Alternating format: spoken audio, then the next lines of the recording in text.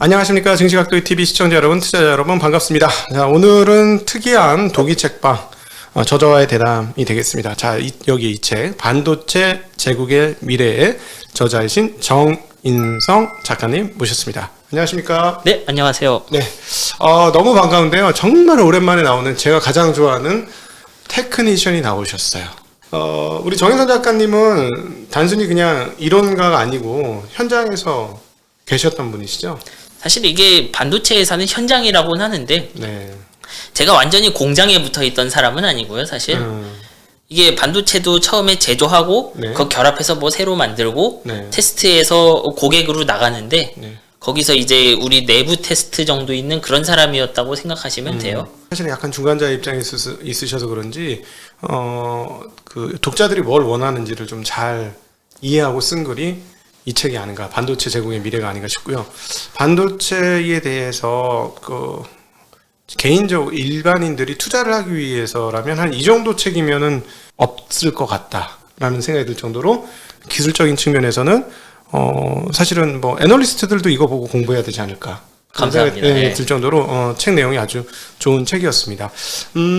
그래서 이제 올해 이제 테크니션이 나왔으니까 근본적인 것부터 하나하나 좀 물어 들어가도록 하겠습니다. 많은 분들이 일반인들은 이런 의혹을 할 것 같아요. 지금 반도체 난리가 났고 미중 간의 반도체 싸움도 뭐 험악하게 나왔다 그러고 반도체가 그렇죠. 미라다 그러고 뭐 어디에 반도체 뭐 다 쓴다 그러고 각독일이 앞으로 국자에도 반도체가 쓰인다 그러고 뭐 난리가 아닌데 네. 사실은 반도체의 원리라는 것은 전력을 흘려주어서 신호를 공과 일로 나누는 개념이잖아요. 네. 그런데 뭐 마찬 이 반도체로 자율주행도 하고 뭐 어떤 거는 센스가 되어가지고 뭐 측정도 하고 별거를 다 해요. 반도체가 뭐길래 이렇게 되는 건지 좀 근본적인 질문이 생기거든요. 그렇죠. 예. 이게 사실 우리가 생각해보면 스마트폰도 그렇고 앞에 여기 랩탑도 그렇고 심지어 마이크 같은 것도 그런데 사람들이 전자제품에 원하는 거 하나예요. 원하는 작업이 좀 자동으로 돌아가는 거겠죠. 결국 반도체는 그걸 도와주는 물건들인데 이게 어떻게 되느냐. 한번 그냥 좀 자율주행차 하나 있다고 생각을 해볼게요. 네. 그러면 제가 자율주행차가 가는데 앞에서 피해야 되는 차가 하나 다가와요. 그러면 인간이 한다고 하면 이거 그냥 옆으로 틀어버리겠죠. 네네. 그러면 이거를 컴퓨터 입장에서 보면 계속 앞에 카메라로 찍고 있다가 네. 그러면 그 찍은 화면을 계속 뒤에 무언가로 보내주는 거죠. 네. 그럼 그 뒤에 있는 무언가가 이게 지금 차가 다가오는 건지 아닌지 해서 이게 위협이라고 생각하면 최종적으로 자동차의 조향장치랑 엑셀러레이터를 조작을 해야 되는 거겠죠. 네. 그렇게 하면 다가오는 차를 피할 수 있을 거예요. 여기서 반도체가 하는 일은 그 사진이 들어오면은 그걸로 차가 다가오는지 아닌지 판단하는 거. 이제 그런 일을 하는 부분이 대부분 우리가 생각하는 특히 CPU, GPU 같은 물건들이에요. 네. 그러니까 제가 그 자동차를 그러니까 사진을 통해서 다가오는 자동차가 내가 위협인지 아닌지 이제 판단하는 알고리즘은 그 안에 짜 넣는 것뿐인 거예요. 네. 예를 들면 CPU를 쓴다고 하면 제가 CPU에 맞는 코드를 짜서 계속 들어오는 동영상을 통해서 다가오는 차를 확인하는 것이고 이제 엔비디아 GPU 같은 걸 쓴다고 하면 GPU에 맞는 코드를 짜서 그 다가오는 차를 그 확인할 뿐인 거예요. 결국은 우리가 이 동영상 형태로 들어왔잖아요. 네. 그 자동차의 모습들이 그것이 위협인지 아닌지 판단하기 위해서 거기에 반도체 박는 거예요. 그것이 그냥 역할일 뿐인 거죠. 그러면 이렇게 이해하면 되겠습니까? 반도체가 그게 이제 하나가 모든 것을 다 우리 두뇌처럼 연산하는 건 아닐 것이고, 사실은 반도체 칩 하나에 트랜지스터가 예, 수억 많죠. 개가 예. 박히는 거잖아요. 쉽게 얘기하면. 네. 그러면은 그 트랜지스터 하나가 차가 있음, OX, 10 뭐 이런 식으로 해서 차가 있음 인식. 두 번째 트랜지스터는 거리가 얼마 있음, OX. 그런 모습보다는 사진이 잔뜩 들어와 있으면 그 트랜지스터들 안에 데이터를 쭈르륵 흘리면 네. 그 안에서 소프트웨어가 돌면서 네. 그것이 요 윤곽은 자동차의 모습이고 뭐 전 사진이랑 뒤에 사진 비교하니까 차가 어느 정도 빠르고 네. 이런 걸 그냥 측정하는 것 뿐인 거예요. 그래서 사실 그 부분 생각해 보면 거기 반도체 대신 사람이 있어도 되죠. 아까 네. 그 동영상을 찍고 차가 다가오는지 확인하고 조향한다. 네. 여기 사실 반도체 대신 사람이 있어도 되잖아요. 거기에 그걸 자동화하기 제일 좋은 무언가를 넣은 것 뿐인 거예요. 그러니까 그 자동화하는 과정들이 제가 궁금한 거는 예. 그 신호체계가 그냥 한꺼번에 복합 연산을 하는지 아니면 OX 이게 수많은 연산이 이루어지는 거죠. 그거는 사람들은 차가 가까이 온다 위험한 애를 즉각적으로 알지만 반도체는 그걸 연산고리를 통해서 그렇게 알게 그거는 반도체 안에 있는 소프트웨어가 정하죠, 보통. 네네. 예를 들면 제가 좀 그거를 이제 이건 소프트웨어인데 제가 if문 이런 걸로 좀 그 규칙을 짜 넣어서 하고 싶으면 CPU를 쓸 것이고요. 그리고 이걸 그 인공신경망을 통해서 하고 싶다 그러면 그 GPU를 사서 쓸 거예요, 엔비디아에. 네.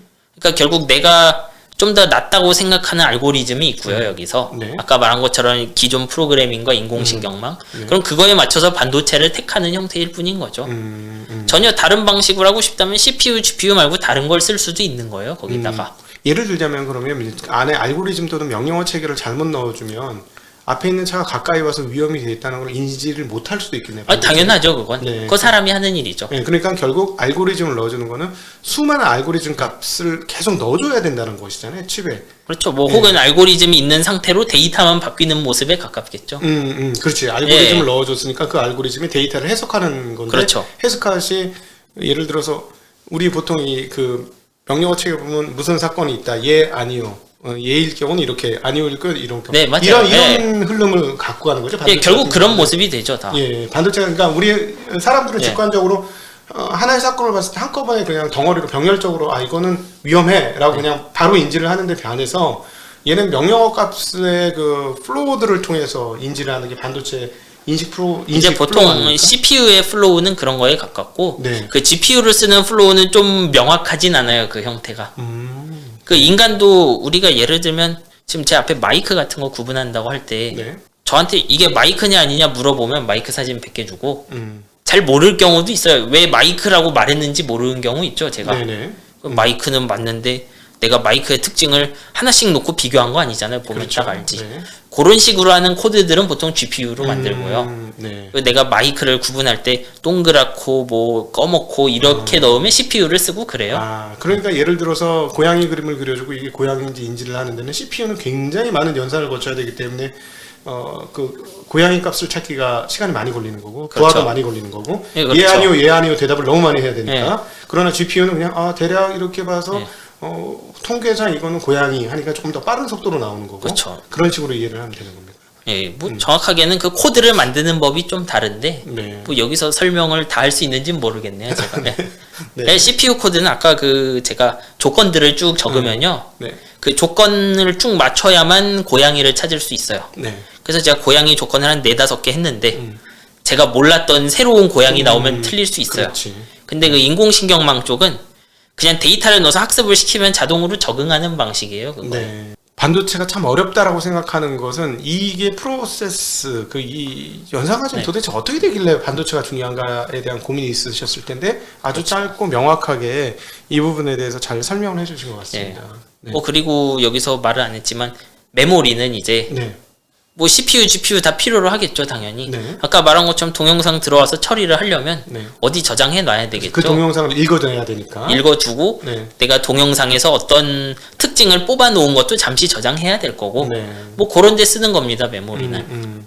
그러면 이제 메모리를 거쳐서 CPU나 GPU로 넘어가는 건가요? 자료들이? 뭐 되게 그렇죠. 되게 꼭 그럴 필요는 없고 그거는 되게 그 소프트웨어 쓴 사람의 선택이라고 봐야죠. 네. 그것도 알고리즘을 어떻게 짜느냐에 따라 그렇죠, 다르다. 네. 그럼 직접 따보면 속도는 빠르겠지만 부하는 더 많이 걸리겠네요. 메모리를 거치지 않고. 네, 뭐 그러면. 그렇죠. 네. 네. 그러면 CPU를 아끼려면 메모리를 많이 써야 된다는 개념이 나오겠네요. 어디 그거는 하는 일에 달렸죠, 역시.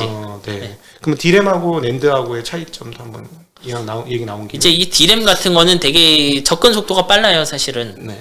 그래서 지금 앞에 말한 CPU나 GPU 같은 물건들을 서포트하기 위해 있는 메모리고요. 네. 낸드 같은 거는 되게 느려요, 사실. 느린데 대신 밀도가 높고 되게 좋은 장점이 있어요.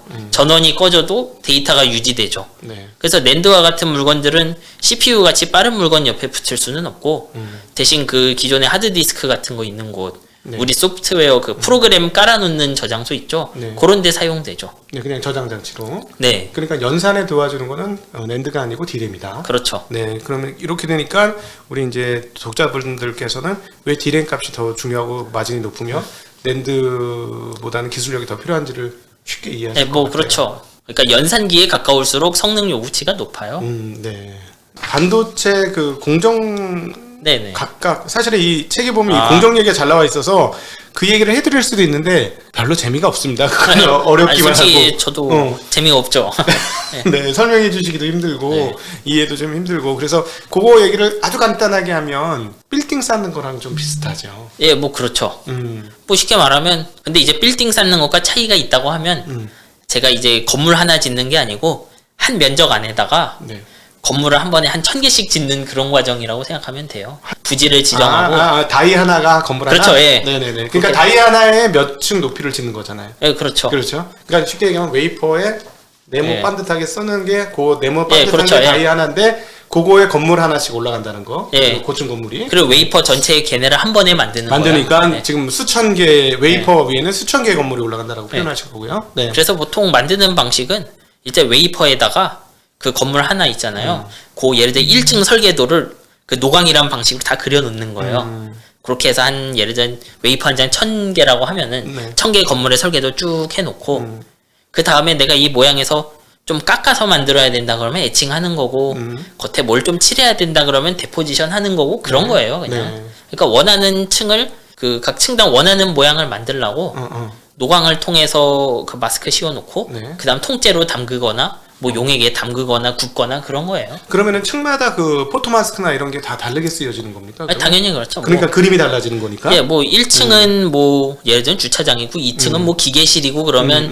주차장 기계실에 맞는 마스크를 쓰는 거죠. 그렇지. 그냥. 예. 네. 근데 이제 일반 건물하고 다른 거는 일반은 층끼리 연결되어 있습니다만 이거는 층 간에 연결돼, 복도가 층 간에 연결되어 있는 거잖아요. 아니 뭐 그렇죠. 쉽게 얘기하면 예. 계단이 수없이 퉁퉁퉁퉁 쏠려 있는 게 그 일반 건물하고 네. 다른 거죠. 그러니까 위아래로 계속 연결해줘서 이렇게 그렇죠, 예. 이게 마치 전산 건물 하나 짓는 것처럼 위아래 전산이 쫙 연결되어야만 되는 거니까 데이터 센터처럼. 그리고 제일 중요한 거는 이 반도체는 결국은 다 1층이랑 연결이 돼야 된다는 거예요. 1층이 가장 중요하고. 예, 1층이 그 사실 밀도의 제일 중요한 핵심 소자층인데 네. 트랜지스터가 있는 곳이죠. 그 이외 2층, 3층, 4층은 다 트랜지스터끼리 연결하는 거예요. 보면 그럼 2, 3층에는 트랜지스터를 올리지 않습니까? 이제 그런 거를 올려가겠다는 첫 단계가 뭐 게이트 오로라운드 이런 거죠. 예, 지금은 뭐 지금 핀팻 종류가 다 그런데 네. 트랜지스터 하나가 지금은 그 로직의 경우 그래요. 네. 3D 랜드는 지금도 위에 있긴 한데 네. 이제 로직 같은 경우 지금 1층에만 트랜지스터가 있고 2층, 3층은 예를 들면 제가 좀 가까운 트랜지스터나 네. 자주 같이 일하는 트랜지스터는 2층에서 연결해 주는 것이고 그거면 예. TSV로 그런 건 연결시켜 주는 건가요? 아니요, 트랜지스터끼리는? 그것도 그냥 제조해서 TSV는 칩이 그 쉽게 말하면 웨이퍼 공장을 나온 칩에다가 하는 거예요. 아 그래요? 그러니까 칩이 제조 끝나면 TSV 하는 것이고 여기서 얘기하는 건 전부 그 웨이퍼 공장 하나에서 일어나는 일. 그럼 1, 2층에 주로 다 트랜지스터가 깔린다. 1층에 트랜지스터 쭉 깔고 아, 그 다음에 2, 3, 4층에는 금속을 통해서 에헤. 트랜지스터끼리 연결하는 그게 설계인 거예요. 왜냐하면 그냥 트랜지스터는 가만히 둬봤자 그냥 혼자 깜빡거리는 일밖에 못해요. 그냥 깜빡거리고 끝이죠. 0, 1, 예. 0, 1 뭐 이런 식으로. 근데 어떤 트랜지스터는 바깥에서 그 사용자 입력을 받고 그 사용자 입력을 어떤 경우엔 트랜지스터 2번 보내고 3번 보내고 해야 그것이 기능을 갖는 거예요. 1층에 쉽게 얘기하면 완전 데이터 연산 센터가 있고 그렇죠. 반도체라는 예. 거는. 그런 모습이에요. 근데 이제 위층에서 이제 이거를 수직으로만 건물 수직으로 생각하면 네. 이해가 안 되는데 수평 수직으로 생각하셔가지고 그렇죠, 예. 신호를 받는 층은 예를 들어서 안테나가 미국 안테나는 5층에서 받고 뭐 한국 그렇죠, 예. 안테나는 3층에서 받고 뭐 예를 들어 뭐 유리 안테나는 7층에서 받고 자동차 안테나는 뭐 11층에서 받고 예. 이런 식으로 맞아요. 각 층마다 받는 게 달라서 그거를 예. 전달하는 게 이제 각 층마다 만들어진다. 예, 그러면 트랜지스터가 한 10억 개 있잖아요, 지금은. 그렇죠. 그러면 어떻게 연결되냐면 처음에 옛날에 뭐 한 개 층만 있으면 내가 원하는 기능 다 할 수 있었는데 네. 내가 만들어 놓은 어떤 기능 하나에 새로운 애들을 붙이려고 하니까 3층으로도 막 넘어가고 뭐 4층에도 금속 연결해서 다시 1층으로 막 내려가고 하는 거예요, 이거는. 저는 이게 그래서 건물 짓는 것만큼 어렵겠다라는 생각을 많이 한 게 어떻게 10억 개를 때려 박지?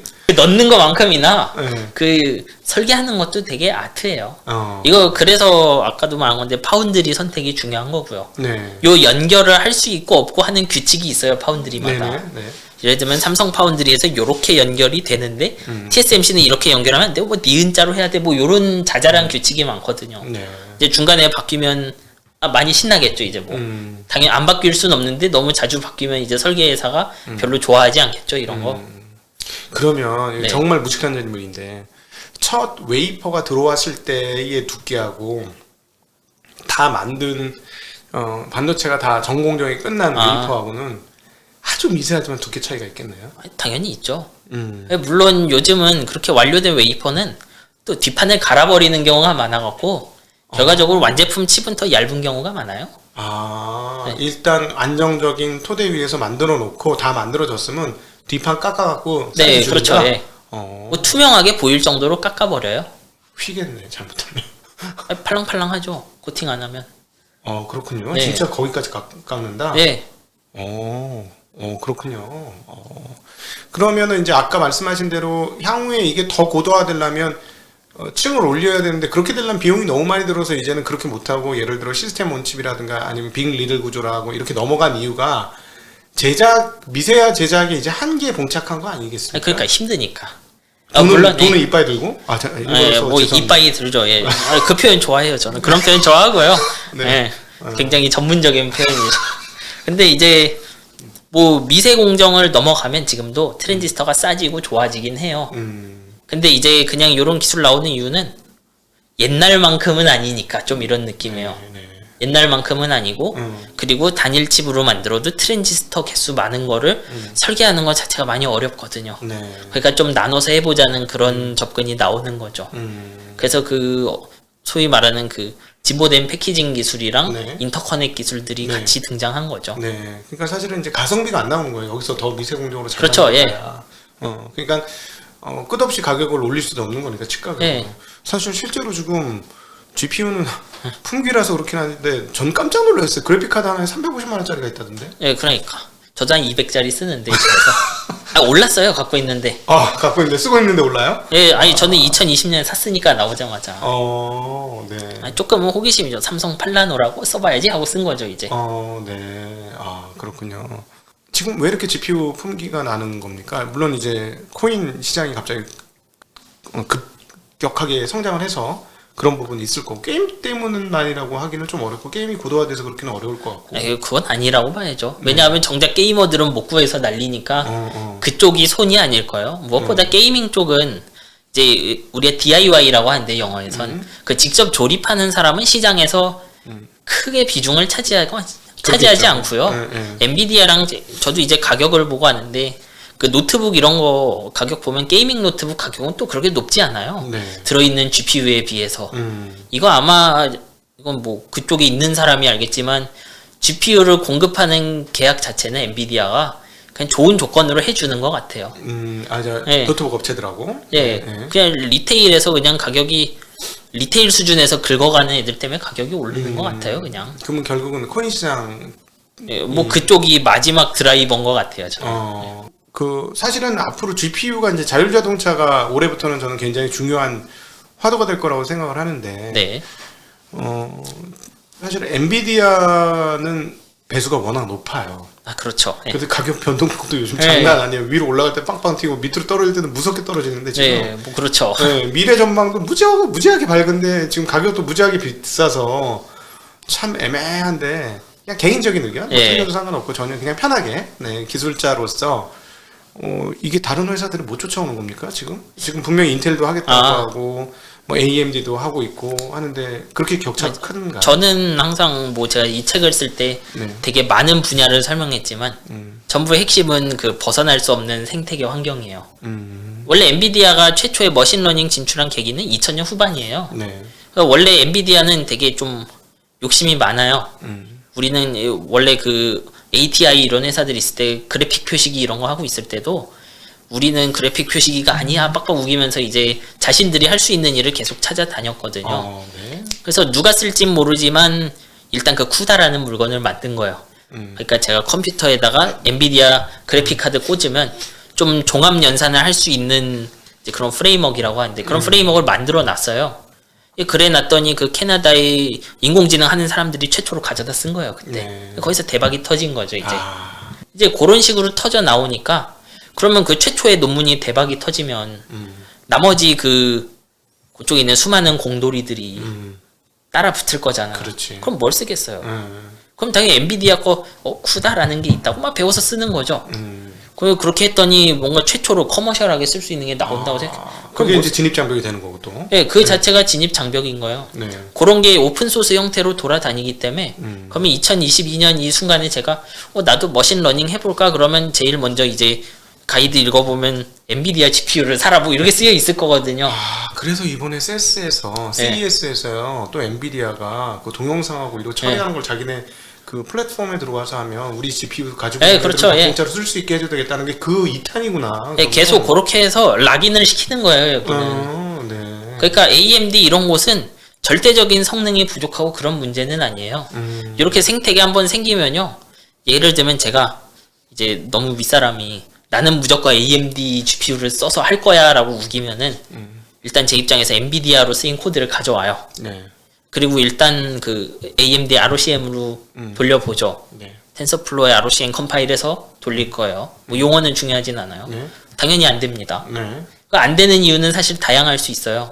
그 오픈 소스 자체에 버그가 있을 수도 있고 AMD 쪽에 버그가 있을 수도 있고 네. 뭐 하여튼 요소는 다양한데 근데 여기서 중요한 건 엔비디아 카드 꽂으면 된다는 거예요. 그러면 생각이 바뀌어. 야 그냥 바꿔 이렇게 되는 거예요. 이거는 네. 그게 진입 장벽인 거죠. 네. 그러니까 저는 생태계에서 혼자 떨어져서 일을 할 수 없고 세상 수많은 사람들이 만들어놓은 90% 이상의 지식을 모아서 나의 10%를 더하는데 네. 그 90%에서 상당히 떨어져 나갈 수 있죠. 마치 서버 시장을 인텔이 석권해서 여전히 95%의 점유율을 가지고 있는 것과 그렇죠. 예. 비슷한 모양새를 그 만들어가는 모습이 다 똑같아요. 그 모바일 시장에서 암이 잘 나가는 이유도 네. 구글 플레이 스토어 들어가면 앱이 270만 개 있을 거예요. 아마 지금 제 기억으로. 근데 제가 암을 안 쓰면은 그 270만 개 앱이 사라지는 거잖아요. 누가 써요? 그거 아무도 안 쓰죠. 그러면 암 기반으로 만드는 앱이 270만 개예요. 예, 그렇죠. 이미 암 안드로이드에서만 돌아가는 거예요. 그건. 그러니까 벗어날 수가 없는 거예요. 그럼 예를 들면 뭐 CPU 중에 뭐 리스크5 이런 거 아시는 분이 있을 거예요. 보는 사람 중에도. 네. 그럼 제가 리스크5로 스마트폰 만들었어요. 네네네. 앱 몇 개 있어? 그럼 10개? 막 이러면 이제 저리 가 이러겠죠 아마. 네. 그리고 심지어 개발자들도 뛰어들지 않아요. 이러면. 왜냐하면 나는 헛고생할 거니까 잘못하면. 왜냐하면 안드로이드는 1년에 3억 개씩 파는데 1년에 한 1000개, 10,000개 팔지 모르는 폰을 위해 내가 새로운 스킬을 익히겠냐 이거예요. 그러니까 인력도 유입 안 되고 자본도 유입 안 되는 거죠. 이런 그림은 굉장히 많아요. 이 시장 안에. 그럼 또 잠깐 딴 얘기 들어가서 네. 리스크5 얘기했으니까 정말 많은 네. 사람들이 일반인들 중에서는 이제 리스크5가 또 한국 사람들 거기 있지 않습니까? 있죠. 주요 네. 핵심 인재로. 그래서 야 이거 되면 이제 진짜 또 신세계가 열린다고 난리를 많이 얘기하시더라고요. 그러면 지금 말씀하신 흐름으로 보면은 만만치 않다는 얘기가 되네. 이제 항상 이런 거는 그래서 이게 저는 기술을 볼 때 좀 이런 관점이에요. 네. 안 되던 게 돼야 돼요. 이게 무슨 의미냐면 암은 이제 우리가 한 10여 년 전으로 돌아가면 네. 원래 프로그래머 하면 당연히 인텔 CPU 프로그래머였던 시절이 있어요. 그렇죠. 네. 뭐 솔직히 말하면 한 17년 됐죠 이제. 네. 근데 암이 왜 뚫고 들어왔느냐. 당시 인텔로는 스마트폰이 안 됐기 때문에 그런 거예요. 전력이나 뭐 이런 등등이. 네. 근데 그때 그 암 설계랑 삼성 그 허밍버드가 있으니까 가능했던 거거든요. 네. 엔비디아 GPU는 왜 성공한 거예요? CPU로는 머신러닝 할 수 없으니까 네. 그 데이터를 잔뜩 넣고 학습을 빠르게 시키려면 GPU가 최고였거든요. 네. 그래서 됐던 거예요. 그럼 제가 리스크5에 묻는 건 암이 제공 못하는 밸류 뭐를 제공할 수 있느냐요. 솔직히 저한테 잘 보이진 않아요 지금. 그래서 지금은 되게 유보적이죠 저는. 리스크5가 새로운 시장을 뚫었다. 예를 들어 뭐 자율주행의 뭐의 신기호를 만들었다. 그렇죠. 예를 들면 그런 거여야죠. 그러니까 쉽게 라이다도 필요 없어. 얘네 프로그램 연산 쓰면 그냥 카메라도 12대도 필요 없어. 6대만 있으면 다 돼. 뭐 이래버리면 이제 난리가 나는. 그렇죠. 예. 거죠? 네. 그런 걸 만들면 성공하는 거고. 근데 지금 수준에선 솔직히 말하면 리스크5가 경쟁할 건 암에서 초전력 컨트롤러 진짜로 가격을 막 후드려 쳐야 되는 그런 부분에서 라이센스 피 조금 아끼는 거나. 네. 근데 이제 그 대가로는 암으로 써진 소프트웨어를 쓸 수 없는 거기 때문에 진짜 그런 칩 안에는 내가 짠 소프트웨어만 빡빡 들어가겠죠. 네. 그런 영역을 노리거나 그게 아니면 지금 뭐 우리가 아는 데죠. 뭐 시놉시스 이런 데도 자기 CPU가 있어요. 아크 이런 그래요? 거. 그런 거랑 경쟁하고 있지 않을까 그래요, 저는. 아크는 저기 인텔의 아크가 아닌 거죠? 아, 그 아크 말고 그 GPU 아크 말고 그 시놉시스라고 그 툴 만드는 회사도 네. 그 아마 시놉시스 맞을 거예요. 그 아크라는 그 아키텍처가 있어요, 자기들. 네. 그러니까 뭐 옛날에 보면 밉스 이런 거 있어요. 보면 인텔 X86 ARM 이런 것뿐만 아니라 그런 것 중 하나죠. 또 얘기가 나왔으니까 또 아주 짧게 좋습니다. 예. 짧게 지금 일종의 엑셀러레이터 해주는 EDA 회사, 제가 네. 아까 시놉시스하고 케이던스라는 회사가 네. 있는데 해외 투자하시는 분들이 있으니까 이 회사가 어떤 회사인지 잠깐 설명해 주시면 여기는 되게 하는 일이 많아요. 이런 회사들은 이제 아까 우리 보면 설계 회사랑 네. 그 파운드리 회사가 있잖아요. 근데 설계 회사가 예를 들면 메모장에다가 반도체 설계를 만들겠냐 이런 거예요. 그렇지. 당연히 그 좀 빵빵한 툴에다가 데이터도 저장하고 가끔은 시뮬레이션도 하고 해야 되죠. 네. 그런 툴들을 만드는 회사예요. 쉽게 얘기하면 엑셀 같은 거네요. 수학을 그렇죠, 예. 쉽게 하려면 엑셀에 팔을 깔면 그렇죠, 뭐 하는 것처럼. 엑셀 치고는 아주 그 헤비하고 어려운 엑셀이죠. 네. 그리고 거기에 덤으로 이제 그런 회사들은 예를 들면 TSMC나 삼성용에 맞춰서 조금 IP를 같이 팔아요. 그러니까 시놉시스 툴을 제가 사서 쓰면 대신 시놉시스 SRAM도 막 쓸 수 있고 이렇게 그러니까 자기 소프트웨어 예를 들어 엑셀 같은 거 파는데 엑셀에서 마치 그 DLC 막 추가 기능 여는 것처럼 파는 느낌이죠. 예. 네, 그런 식으로 하는 회사들이에요. 네네. 네. 이 회사들 성장이 무지무지하게 됐습니다. 그죠? 네, 뭐 당연하죠. 네네. 이쪽도 그 파운드리 생태계의 중요한 플레이어예요, 사실은. 네. 얘네들 없으면은 얘네들을 지금 못 쓰게 하겠다는 거 아닙니까? 중국 애들한테? 뭐 그렇죠. 그러면 이제 뭐 메모장으로 짜든지 잘 그럼 모르겠어요. 중국 애들이 이제 못 만드는 거죠? 예, 뭐 그렇죠. 사실 근데 그거 쓸 수 있어도 어차피 TSMC가 막혀 있으면 쉽지 않을 거예요. 그렇지. 그걸로 해서 만들어 놔도 네. 내 설계도를 갖고 만들어줄 애들이 없으면 꽝인 거니까. 네. 근데 이제 그 시놉시스 같은 툴 막히면 저도 중국 설계가 어떻게 하는지는 잘 몰라요, 사실. 근데 거기도 중심국제 이런데 아마 그냥 시놉시스 이런 툴로 만든 파일 쓸 것 같아요, 저는. 그러겠죠. 예, 딱히 새로 만들 이유도 없고. 그렇지. 근데 그걸 못하면은 처음부터 무에서 유를 창조해야 되는 그런 느낌 아닙니까? 아니, 그래도 파일 포맷은 있으니까 툴은 만들겠죠. 네. 근데 이제 다시 트레이닝 하는 것이 되게 귀찮고 그리고 아까 말한 것처럼 시놉시스 같은데 IP 접근이 좀 막히고 네. 뭐 그런 차이는 있겠죠. 네. 아, 이게 시간 가는 줄 몰라서 참.